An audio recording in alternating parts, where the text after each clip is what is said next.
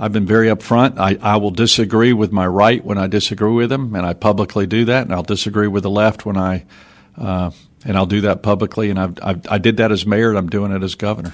Well, not only is there some disagreement between you and the more conservative elements of the legislature, but Jason wants to know, because the election revealed how closely split North Carolina is between Republicans and Democrats. He would like you to list 3 specific examples of where the McCrory administration has reached across the aisle in an effort to legitimately legislate on behalf of North Carolina's Democratic, with a big D, citizens. Well, in changing my transportation formula, which was one of the biggest pieces of legislation that you didn't read much about in the front page here in Charlotte, but we changed the whole formula of how we distribute road money in North Carolina, and that was approved by 90% of the legislature, rural and urban, Republican and Democrat. And I couldn't have done it without the Democrats, and I reached across the line. And that was probably the major piece of legislation during my term as governor at this point in time. So we do have this history, as you mentioned, of money for roads going to places that don't have people.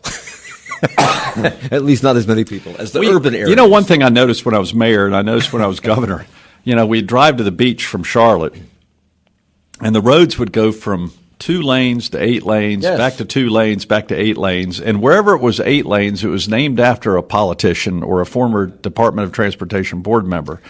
And I promised as governor that I was going to end that. So and we've done just that. And you have this 25-year transportation plan, but some have criticized you for going against the tenets of your own plan by proposing to borrow $1 billion for new highway construction to spur economic development in rural areas. As part of this, I'm told you'll be widening a portion of I-85 in Rowan County.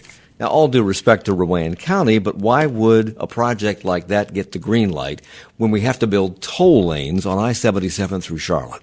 Because we have a choke point in Rowan County where, because it was and this isn't a choke point? Well, Charlotte? Let me finish. Let me finish my answer. First of all, there are no politics involved in that. We are still looking at economic development, congestion, and safety.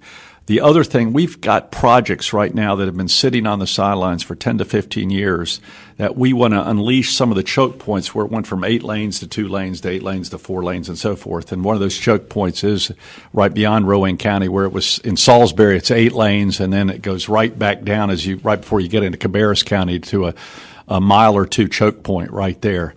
And we're going to relieve that because it's permit ready. And that's the other criteria. Is it going to be a toll road? No, it will not be. So toll roads right now in Raleigh, and we're going to have a toll lane in Charlotte-Mecklenburg. Why? So we can speed up the project and get it built based upon the amount of money that we have available. Wouldn't it have been better for the state to build it as a toll lane and collect the tolls themselves, as opposed to giving it to an outboard company for 50 years? My administration and the previous administration realized that we do not have the expertise or the wherewithal to do that, and we're doing what other states have done. To do what? To run a toll lane? To run and build and finance. We still would have to finance it in a special way, and the experts have told me, and we're going to try it out, as we have done in other areas, and other states have done that. And we're going to experiment with a toll lane, what used to be called a hot lane, high occupancy lane, which would be tolled. Well, Kyle in Charlotte writes, if 90% of the population in Charlotte does not want HOT lanes, is it good representation to push them upon working families? And by that, I believe he means toll lanes. Is it a good representation to push them upon working families and those who have to commute to their jobs each day in North Carolina anyway? Well, hopefully that toll lane will free up congestion in the other free lanes, 3 or 4 free lanes that we'll have along that corridor. But if we don't right now, I do not have the amount of money that would take even the $1 billion bond referendum, which we're going to distribute throughout many metropolitan and rural areas, would not even fund that one project. We're building roads. We've been building roads throughout the state for most of the 20th century and before that. And you're widening the choke point in Rowan County. We know how to do that. We know how to finance it. We know how to run it. We know how to repave it when the time comes.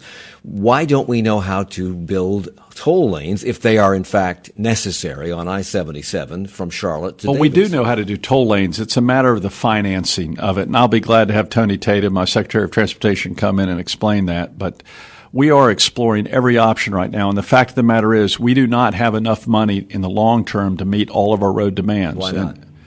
because part of the situation is the gas revenue is going down. At the same time, car efficiency is going up, and the primary source of income to pay for our maintenance and operations and new construction is the gas tax. Is this going to help your push toward more mass transportation? Because the argument against mass transportation, part of it has been we're subsidizing mass transportation. All roads are subsidized right now. Every form of transportation is subsidized. I used to say that to my conservative brethren here in Charlotte when I was mayor.